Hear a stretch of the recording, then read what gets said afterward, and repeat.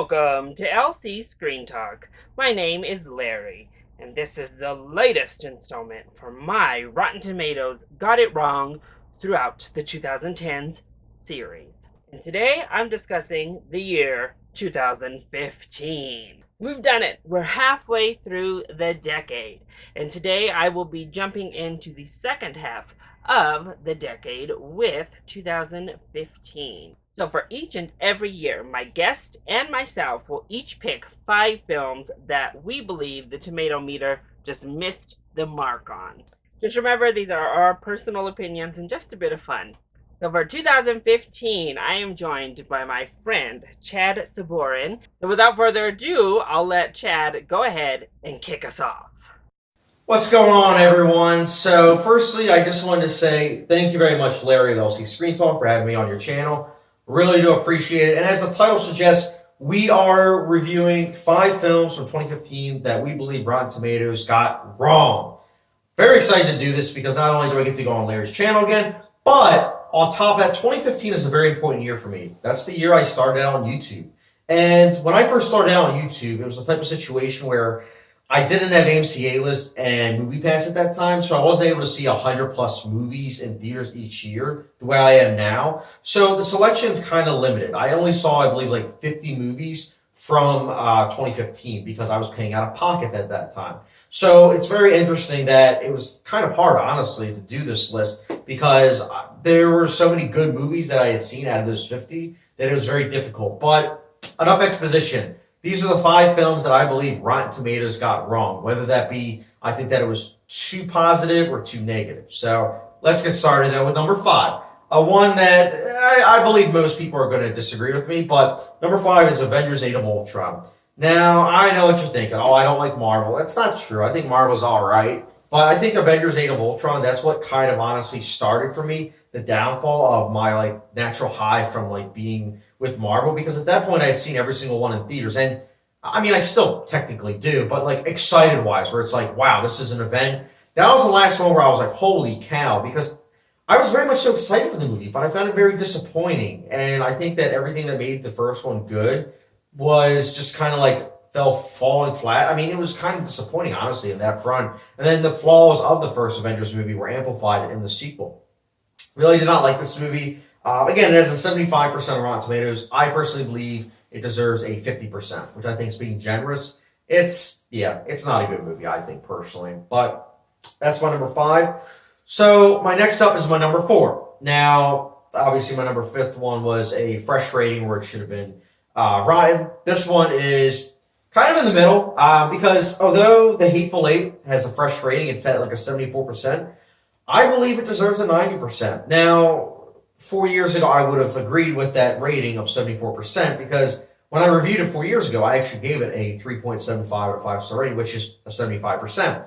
However, upon rewatching The Hateful Eight, I do understand why so many people love it, and I do think that the rating should be a 90%, honestly, because I think that extra boost of 60% is more in line, because it's very difficult to hate The Hateful Eight. I feel like most people's complaint is only that it's boring, but I don't think that at all. I think that it really just soaks everything. You watch this viewer, you're soaking everything in. You understand where these characters are coming from. You understand their motives. The mystery is very enticing, and it's just a very good, Western version of The Thing. So, yeah, I really liked it. I think it should have been a higher rating. So, that was my number 4. My number 3 was honestly probably the most disappointing movie of 2015 for me, and that was Spectre.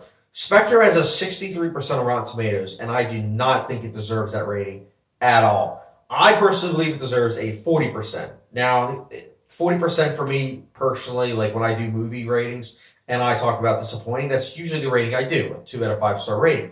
And Spectre is no different. I think that there were so many flaws with that movie that it was kind of hard to enjoy any of it, if nothing at all. I did not really like a lot of it. I think the cinematography was decent. It wasn't as good as Skyfall. But that's the thing. It's so disappointing because Sam Mendes directed the movie, and I love Sam Mendes. And Thomas Newman did the score, and he used tempo music from his previous movie, which was very disappointing. It's dude, you're an incredible composer. You can literally make water seem really interesting. Just compose an original score the way you did with Skyfall. That was incredible. Got nominated for an Oscar.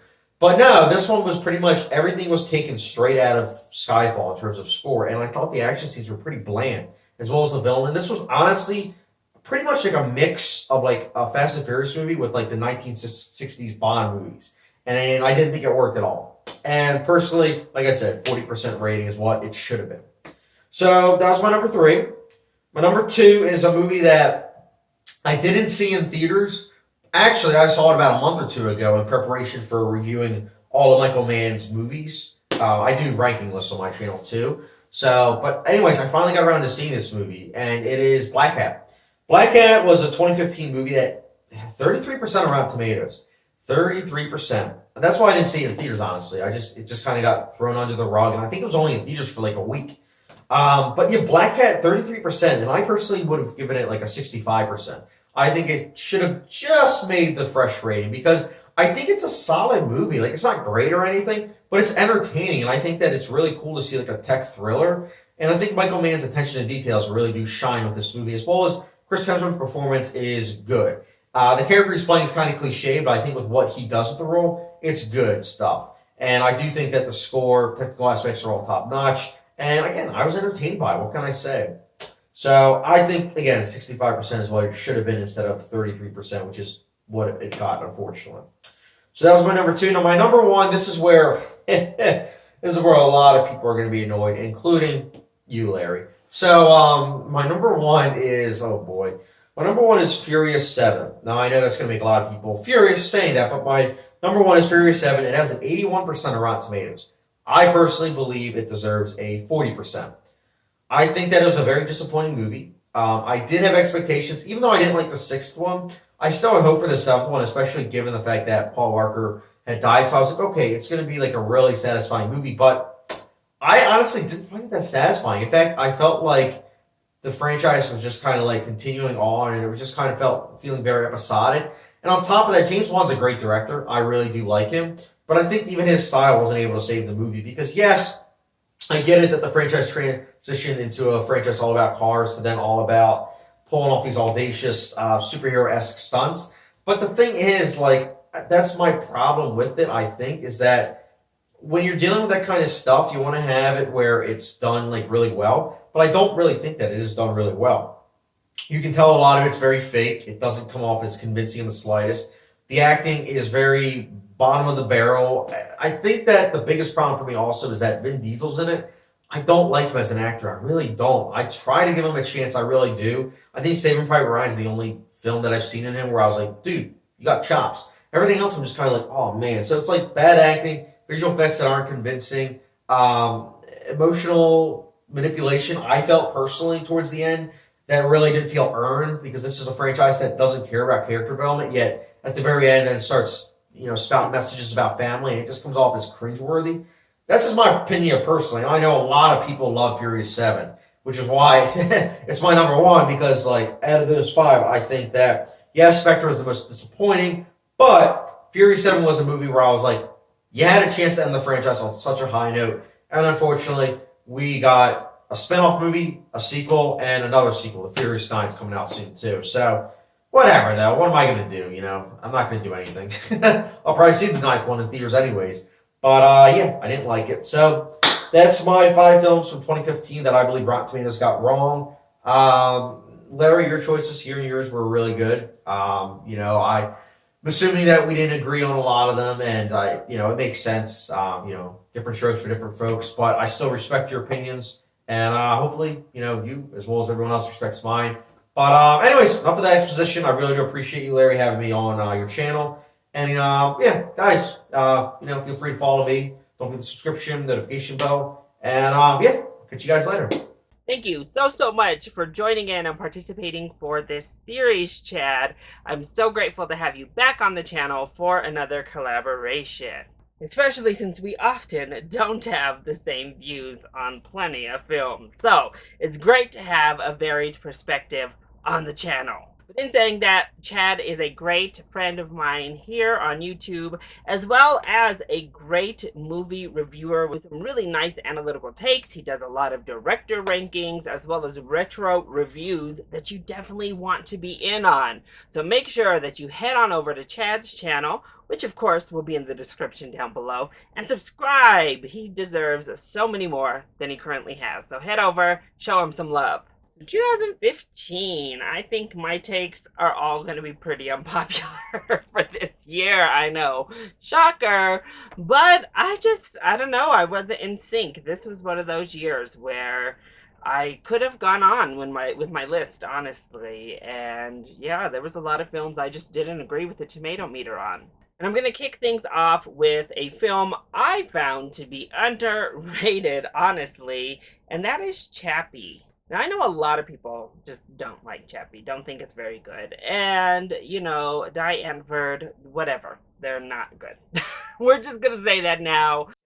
They are problematic on so many levels, it's not even funny. But I loved Chappie as a character. Yes, this is very similar to what we have seen in things like Short Circuit, if you will, down to the Iron Giant and E.T., all of these films, and especially when you add in that artificial intelligence aspect. It feels like a lot of other films, but I thought they did a really good job at tapping into Chappie as a character and really making me personally care for his plight, care for him as a character and as a being, and it worked for me. I was connected, I was invested in the story that was being presented to me.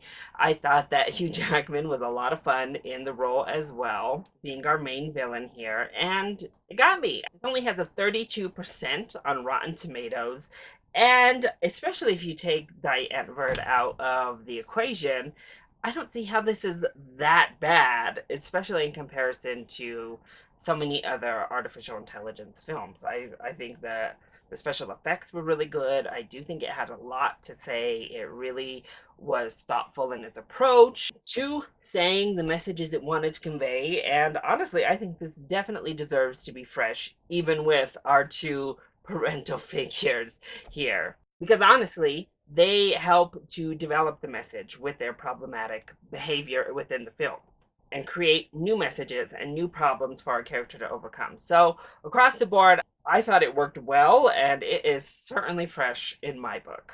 Now let's hop over to a film I just didn't connect with, and that is Inherent Vice, which currently sits at a 73%. Paul Thomas Anderson is certainly not my favorite director. Let's just say that. And when he hits, I'm on board. I think it's great. I think he has a great style.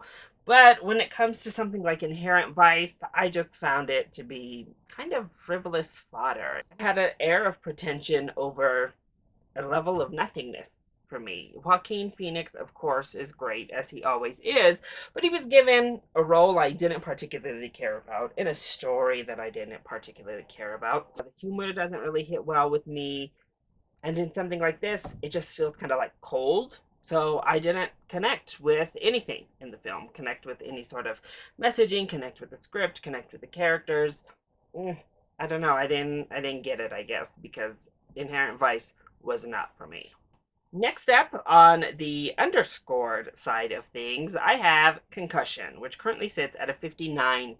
So barely, barely rotten. Now, I don't think this is like a 90 percentile film, but I certainly think it is a good enough movie that it deserved to be up in like the 70% of fresh. Will Smith's accent sometimes goes a little bit cartoonish and off the rails, but overall, I think Smith gives a really fantastic performance. This entire storyline was very much needed and very difficult to even get to the screen with the power of the NFL. It has changed some things, but unfortunately, very little. And I thought they presented it in a really interesting and captivating way to where the audience can really delve into and appreciate the message of what's going on. To be able to look past our love of American football to see the consequences that are there decades and decades later for these people. It's an important story with a strong cast and an interesting way of presenting it. I don't understand how this slipped into rotten personally, but it's certainly fresh in my books. So next up on my overscored films, we have Mistress America.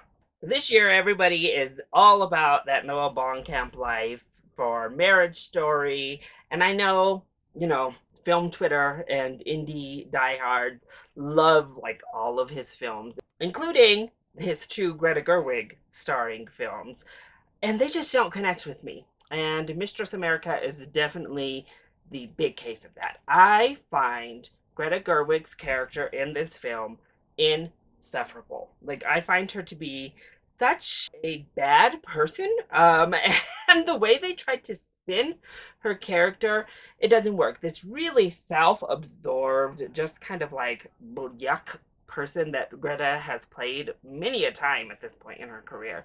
I don't gel with it, I don't vibe with it, and it really put me off the entirety of the film. Plus, our actual lead is not charismatic enough, she's not endearing enough, and the combination of the two is just whatever.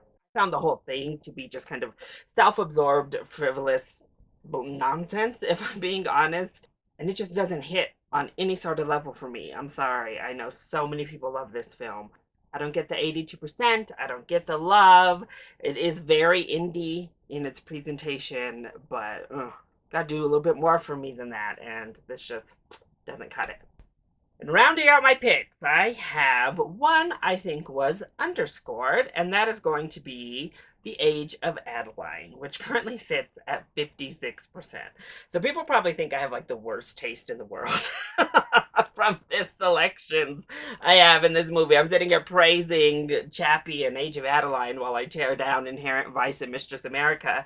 But I think something like Age of Adeline does what it set out to do, and it does it very well. Blake Lively is great in this movie, first of all. Not only does she look great, but I think she really delivers in the performance. Harrison Ford is also very strong, as is the young man who plays younger Harrison Ford. And Michael Huisman, who I love, also is really great as our main love interest here.